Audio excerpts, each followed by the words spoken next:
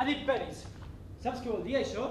Vol dir que hi ha un desig, i un desig és sempre un conflicte latent. I un conflicte latent és el germen d'un trauma futur.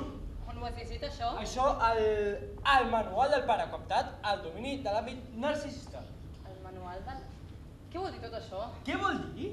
Què vol dir? La nostra filla, una nena de 5 anys, ha dit penis! No ha dit poeta, ha dit penis! Aquí jo tinc penis i tu no. Penis! Ni tu ni jo hem fet servir mai aquesta paraula. No et diu res, tot això? Doncs no, no em diu res. No em diu res, jo no vull que em digui res, entesos? I què li dic jo ara? Déu meu, però per què n'has de fer una muntanya tot? Digues que tu ets un home i jo no...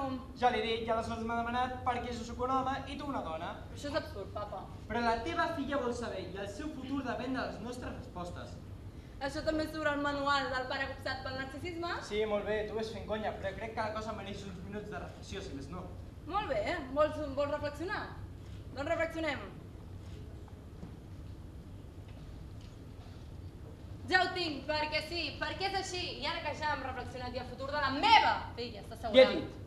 El papa és un home perquè té penis i la meva una dona perquè no en té. Saps quina ha estat la seva resposta? Papa, això és una tautologia.